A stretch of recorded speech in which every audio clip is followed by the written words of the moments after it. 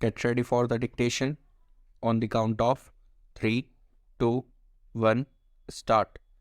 Mr. Deputy Chairman, Sir, the Honorable Minister for Urban Development laid a statement on the table of the House that day concerning the progress made in the construction of industrial housing by the state governments, by the employers, and by the cooperatives of the industrial workers.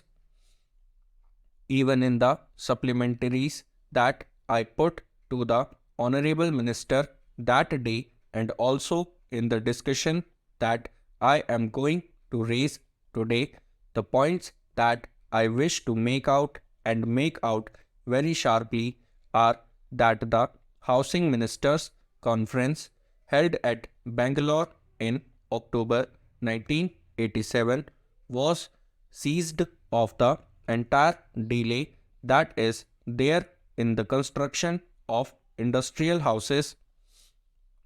The conference was also seized of the fact that the question of cooperatives of the industrial workers coming into existence is also being hampered because certain legislative measures that government should take are not being taken by them.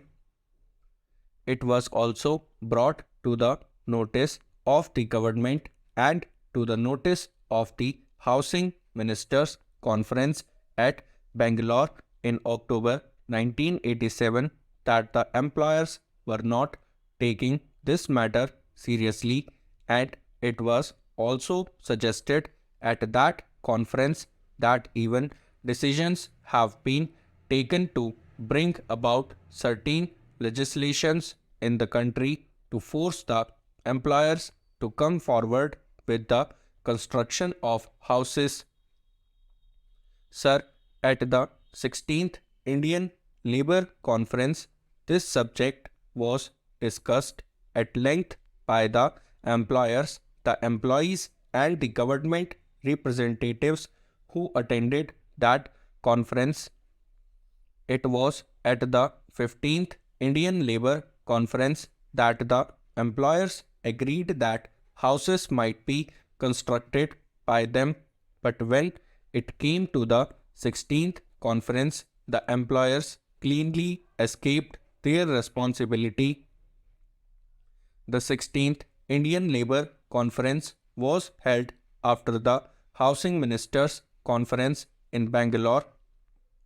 When the Housing Ministers Conference itself had come to certain conclusions that legislative measures would be necessary in order to force the employers to construct the houses, when the Labour Ministers Conference this year also came to the conclusion that legislative measures would be necessary, that certain coercive measures would be necessary in order to force the employers to construct the houses. The National Housing Construction Bill that was suggested and contemplated at the Bangalore conference is not yet even under the consideration of the government. Sir, mere decision by the government will not come to the rescue of the houseless employees. Mr. Deputy Chairman, as far as I could gather from the speech of the Honorable Member, his chief complaint is with regard to the not very satisfactory progress made by the industrial employer with regard to housing under the subsidized industrial housing scheme of the Government of India. I think it will be best to give the overall picture of the situation with regard to the subsidized industrial housing scheme. In the 6th 5-year plan, Rs 45 crores were allotted for subsidized industrial housing, and with Rs 8,500 as the average cost of a tenement, this would have enabled us to build 1,30,000 tenements under the scheme. But, sir, during the last 2 or 3 years, there has been a considerable rise in the cost of construction, and moreover, under the rules, we have made it obligatory for each unit to have an independent bathroom and a latrine of its own. Formerly, the scheme contemplated 2 units sharing the bathroom and the latrine, but we thought that it was not a very desirable thing, and therefore now it is obligatory to have a latrine and a bathroom attached to each tenement. Because of the rise in the cost of construction and this additional expenditure of an individual bathroom and a latrine, the average ceiling has gone up to rupees 9,000. Therefore, the number of tenements come down automatically.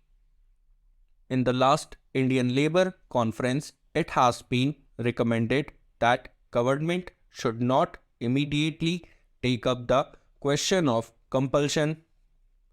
Let us wait for some time. We have taken certain steps. We have increased the quantum of the loans.